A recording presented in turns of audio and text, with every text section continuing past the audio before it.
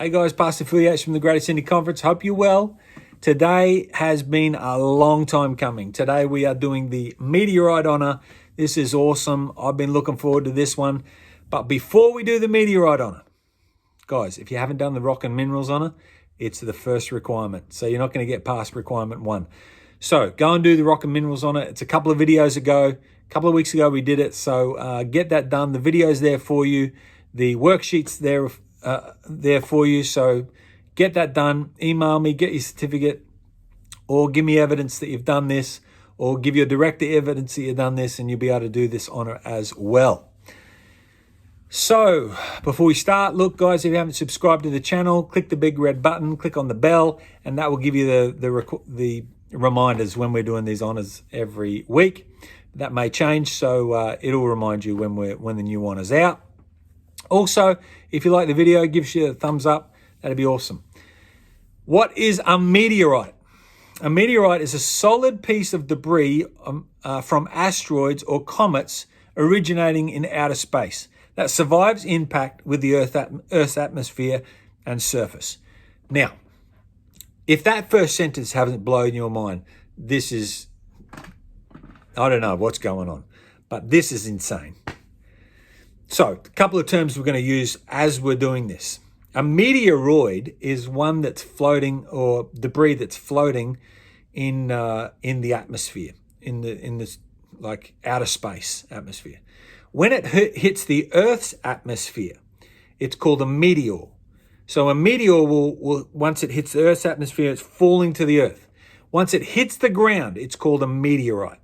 So there are 3 terms. So meteoroid, meteor, once it goes through the Earth's atmosphere, meteorite once it hits the ground, right?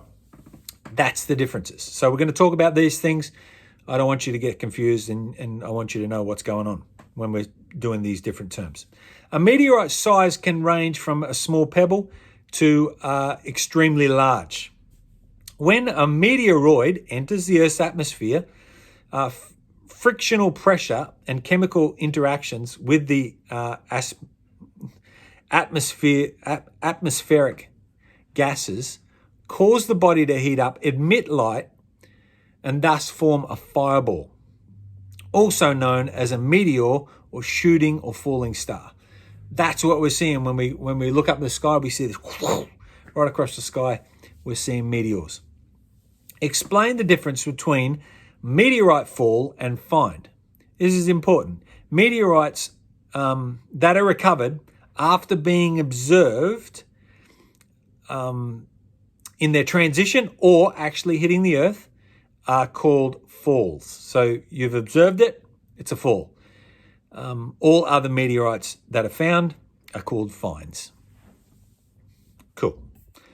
Explain how meteorites are named. Meteorites are usually named by the finder or the place that they are found, usually a nearby town or a geographical feature, or if many meteorites are found in the one place, they usually have that name as well as a number or letter following them afterwards. So it might be the place and then number 1, 2, 3, 4, 5, 6, 7, 8, 9, 10. Get this. Describe a hypervelocity crater. A hypervelocity crater is an approximate circular depression on the surface of a planet, moon, or other body in the solar system formed by a high-velocity impact or smaller body with the surface. Large meteoroids may strike the ground with significant velocity, leaving behind a hypervelocity impact crater, and the size of the crater will depend on the composition, the degree of fragmentation, so how big it is, and the incoming angle of that meteorite impact. The force of such collisions has the potential to cause widespread destruction. You reckon? Mate, imagine that. Big. Imagine it being big and hitting. Even small ones can cause destruction. The most frequent hypervelocity crater events on Earth are caused by iron meteoroids, which are most easily able to be transit the atmosphere intact. So, that iron can handle the high heats. Examples of the craters caused by iron meteoroids include the Barringer meteor crater, the Odessa meteor crater, the Wabar craters, and the Wolfe Creek craters. Next one.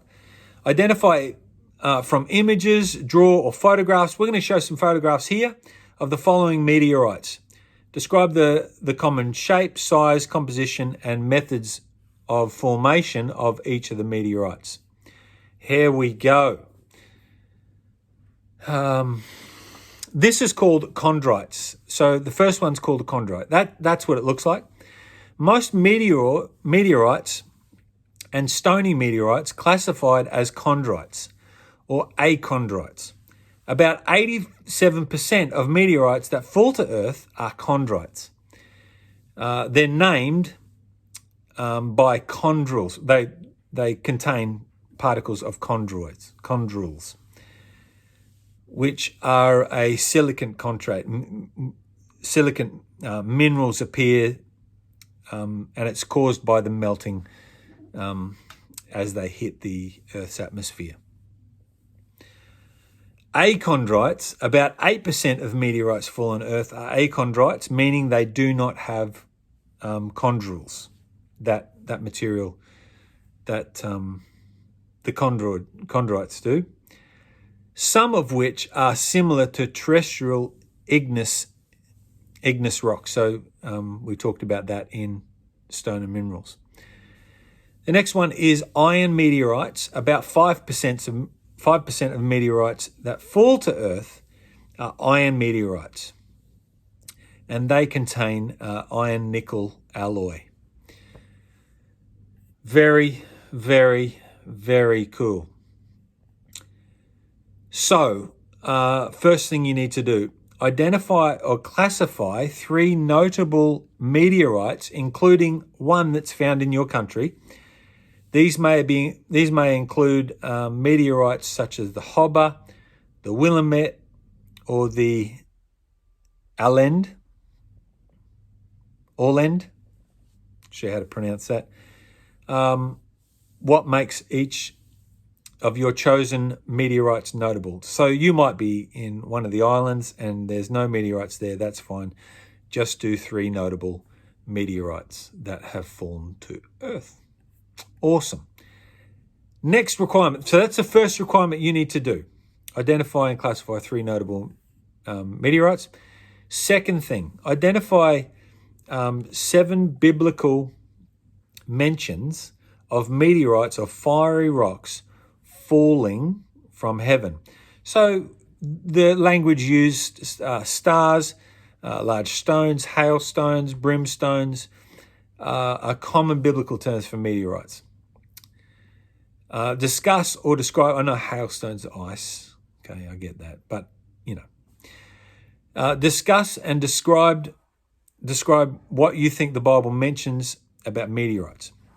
A couple of verses that you can look up are Revelation 16:13, Revelation 8:10, Revelation 16:21, Revelation 8:8, Revelation 9:1, Matthew 24:29, Joshua 10:11, Revelation 12:4, Revelation 18:21, Mark 13:25, Daniel 2:34, Genesis 19:24. There's some hints for you there. The next thing you will need to do is 2 of the following things. Visit a local museum that identifies meteorites or has meteorites at it, and write a report on what you observed and what types of things you observed. If you can't do that, that's fine. There's plenty of other things. Have number 2 of the 2 things that you got to choose. Have a local rockhound or meteorite collector visit your club and talk about the meteorites that they have collected. Bit hard to do as well. Let's go to the third thing. Create a display of 10 photos. Easily done. And the information you've learned about the meteorites that you've collected. So 10 photos can be done. Create a table game that assists others learning about meteorites. You can do it. Takes a bit of effort, but that's a good one to do as well. You may model the game after a popular card or board game. If we're still in isolation, I've added another one. I don't even know if I'm allowed, but I have. Watch a documentary about meteorites and write your notes about your learning. So write a good page about what you've learnt about meteorites in that documentary. They're the things you need to do. This has been the Meteorite Honor. I have been so psyched about doing this honor. I hope you enjoyed it like I did. Bless you guys. Take it easy and take care.